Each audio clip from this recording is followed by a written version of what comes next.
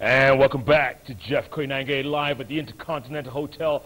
That ad you saw about legends, there's one true legend on the bench tonight. Gitu Koinange, former Mau Mau freedom fighter. Never gave up despite being detained, tortured, jailed for more than 7 years.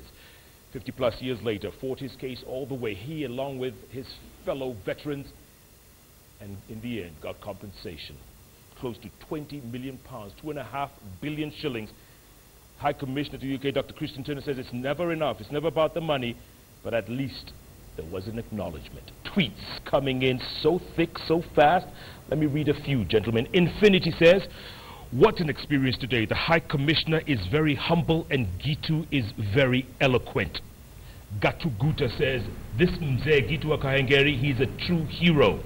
And then he goes on to say, good history, Balozi.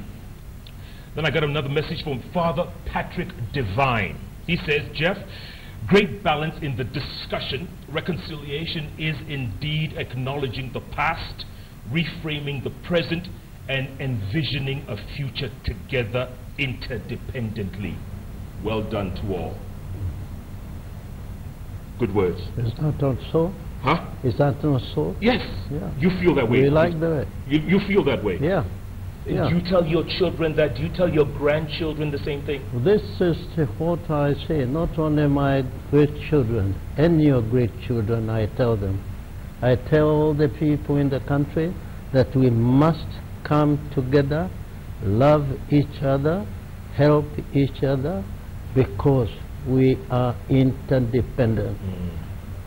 If I may say, I like this interdependence message that the Father raises, because I've heard you say before when we've discussed this that you know, our job must be to build bridges, not look for gaps, to find common ground.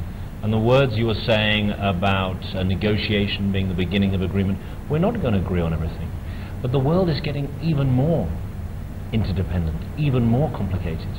I'm fond of saying no country is an island, which if you're Australia is not quite true. But apart from that, you get the point. The world is getting more interconnected, and we are all more reliant on each other. We have to work. That's why you have diplomats like me. We have to work together to find that way forward together. And if you look at that relationship between Britain and Kenya today, it's so very, very different. We've just been looking at the Queen's moment where she's become the longest serving monarch, and I was reflecting on how different the world looked when she was here in Kenya at the start of that journey.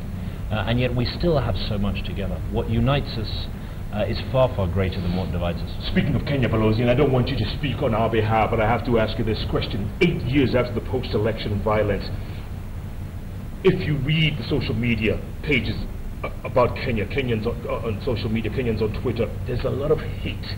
There's a lot of negative ethnicity. There's a lot of negativity. Why is that? Why, you know, look, if these people can forgive their oppressors, why can't we find a way why can't we find common ground, if you will? Well, I think you've answered your own question. There is nothing innately Kenyan. Look at the Mzee here. A model of eloquence, of humility, of understanding, and the journey that he has traveled, I think shows the really important fact of talking, of listening, of understanding each other's positions. And if I may be political for a moment, there was a very important report written a couple of years ago by the Truth, Justice and Reconciliation Commission. And that report acknowledged some of these events, including, of course, the post-election violence.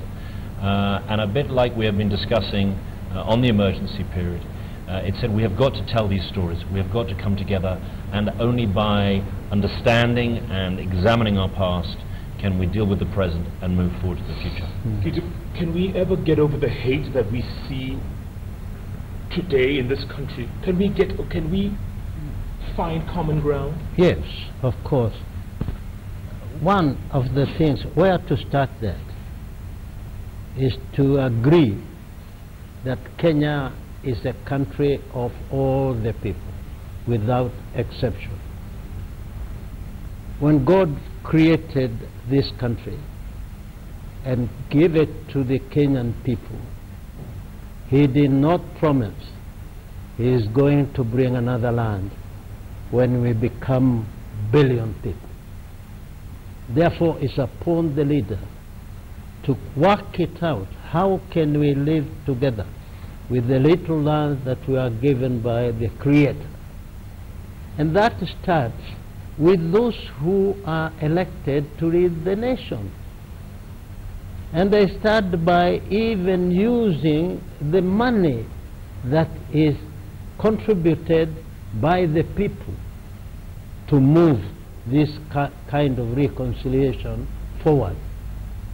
Without doing so, talking by louder all the time cannot help. We must be serious that we must bring the people of Kenya together. We, the Mau Mau, had the vision. We were not educated like you people here, but we thought this country is ours and we must go to fight for all the people. One of the young people, person who died in Hola, was from Turkana. He's a Turkana boy. We have an office in Turkana because of that particular boy who died there, because we knew he was not by himself. There were other people around him before he went to be caught and killed in Hola. Therefore, what I appeal and what I think the young generation is lacking, I can say some of them do not know where they are even, that they are in Kenya, a Kenya that they are required to build so that future generations can benefit. When we went to war for freedom, we were saying, okay, we are oppressed by the colonial government. We want to fight so that we can liberate ourselves and liberate the children who are not born, so that when they come, they find a country is liberated, is peaceful, people are loving each other and they are helping each other.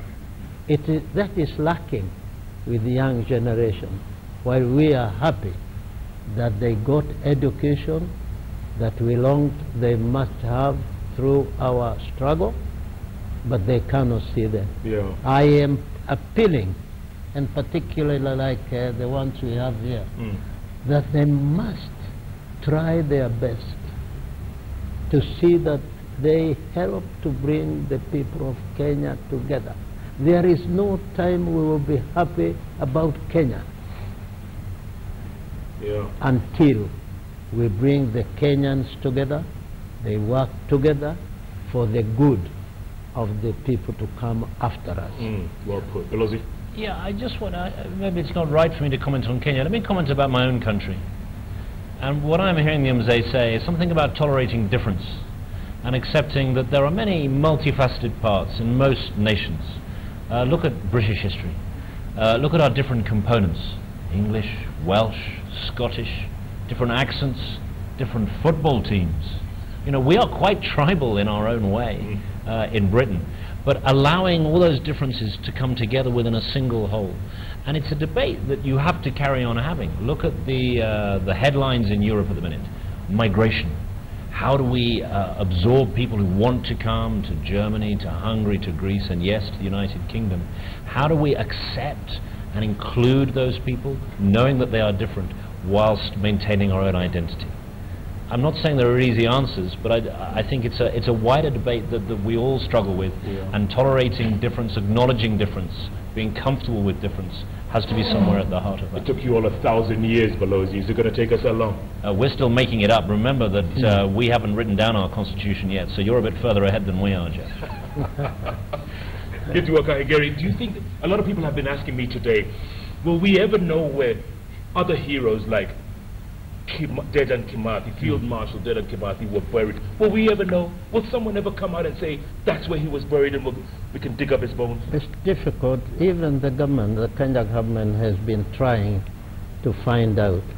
But we say perhaps the person who will be better in a position to show that is a prisons officer who was at Kamete that day, because the graves are marked, The graves have the sketches, but because there is no one now, all those who were in Kamete prison those days died, and he might have been buried among the other people. We cannot go now and excavate everything in Kamete so that we get the grave of Kimandi. And no one will tell you. There are many people who come forward and say, I knew, can you take me and then I show you where exactly Kimandi was buried. No one would have known that one during the emergency. Because everything you do, you are being beaten at the back and all that. Harassment. You cannot. There's no one who can do that. Only those who pretend to be so. But we are asking the government if there is a way, a scientific way that can be carried out and get the bones of Kimadi anywhere, the better. Yeah. That's not how much money will be used to do that, because we would like to see his grave, and then we can bury him honorably, because he was the leader of our movement. Yeah. Maybe some DNA equipment below, you know. Yeah. Well, I mean, I should say that this is part of the great difficulty with these discussions, because as time moves on, those who were around at the time, those who knew, the records that were kept were not complete, and there's been no lack of effort also by the British government recently to try and see if we have any information in our archives on any of these questions, and we don't, I'm afraid. But I understand the desire to acknowledge and to respect and to find those remains, and indeed I personally, as I have built a relationship with the Mzee, I've also met Deren Kimathi's widow, and I think that I've been able to do that shows again how time has moved us forward. Absolutely. Gentlemen, we literally have a couple of minutes to go before the end of the show. Balozi, we'll start with you. That's your camera over there. The real meaning of Saturday, the one thing people can take away with them going forward, post-Saturday. So I think Saturday's memorial is the start of a process. It is about recognition of our shared history, our past together, and that past had difficult moments, that there was pain and grievance on all sides, that Kenyans suffered ill treatment and torture at the hands of the colonial administration, and that the British government today sincerely regrets that. But it does so in a spirit of reconciliation, in a spirit of understanding, and a desire to move forward. Our two nations today are great nations. We conduct those relationships in a spirit of mutual respect for each other's sovereignty and understanding. And as I look at the Kenya-Britain relationship today, it is a vibrant, strong and proud one, and I think this moment in our shared history allows us to understand that, but move forward together in that spirit of reconciliation. Indeed, indeed. Thank you, Balozi. Zé, you get the last word. That's your camera there. Yeah. On Saturday, we have asked all the people who participated in the Mau Mau struggle to come to the Freedom Corner. The reason is that the reconciliation we are starting, we want all the people who participated in that struggle to help us construct that process. We have asked all the people to come from all the country. We have asked people from Kilifi. We have asked people from Nyanza. We have asked people from Narok to come, because we have people who participated in the freedom struggle in those areas. They are coming here on that day, and I also appeal, because this is the work of the Mau Mau War Veterans Association. It is not our monument. We are not only appealing those who are in the organization to come. We are asking even those who have not registered in any of the Mau Mau organization to come, because that monument belongs to them. If it is a torture and ill treatment, who is that man who was in the Mau Mau movement was not tortured or ill treated? They must come together and come, and then we inaugurate that monument together. Sure. Are you ready to die now, Gitu? I just asked that. Are you ready to die? Have you done your work? Not really. Okay, all right, that's good. I hope not. But what I would say, when I went to war for liberation of Kenya, I had given my properties. I had even given my life. You were ready to die then? Yes. Wow. Clearly someone was not ready. Well, those who were not ready did not go to the movement. You have a few years left. You can wear a T-shirt every now and then. That's for you. Thank you very much. You have plenty of years Thank you left. very much. Asante sana. Yeah. Enjoy. It's a treasure. Thank you. Yeah. Last time I gave someone a yellow T-shirt, they threw it back at me. Go on. I don't know. But this is good. Thank you. Yeah. Thank you. This is good. Balozi, well done. Thank you. Great story, and thanks for coming back. Thank you. Full circle. I was thinking. Yes. I wanted to hand this to you. Okay, you can hand it to me. Because You it can hand it is. to me. We're running out of time. Hand it to me. Thank you. It is. Thank you. Yeah. Give Balozi his. Yeah. Where's his? Yeah. Where is? Okay. Yeah. Good. Yeah. Okay. Thank you. So good now. Yeah. That's good. That handshake. I like that handshake. Yeah. Well Thank done. you We should do that again. Oh. Thank you. Thank you. Oh, well done. Thank you. Well done, Gitu. Okay. Thank you so much. God bless Bye. you. Bye. God bless you. And you, Balozi. Well Yeah. done. What a story. This is a story that's going to go on for generations to come. So on Saturday, the young, the not so young, if you can, when you can, show up. Freedom Corner, the unveiling of the Mau Mau Monument. It's going to be a great day moving forward, the start of real reconciliation. Wow. This is what we call Inspiration Thursday, folks. I hope you've been as inspired as I have. Keep tweeting at HCC Turner, at Koinange Jeff. The hashtag is Mau Mau. Next week, new show, new guest, new topic, same place, same time. Make sure you tune in to Kenya's television network, KTN, and KTN News every Wednesday, Thursday, 10 p.m. for the only 3 letters in the alphabet that are sequential. Okay, FGH, I sequential, but JKL. Place to be. Thanks for joining us. Good night. Good luck. God bless Thank you.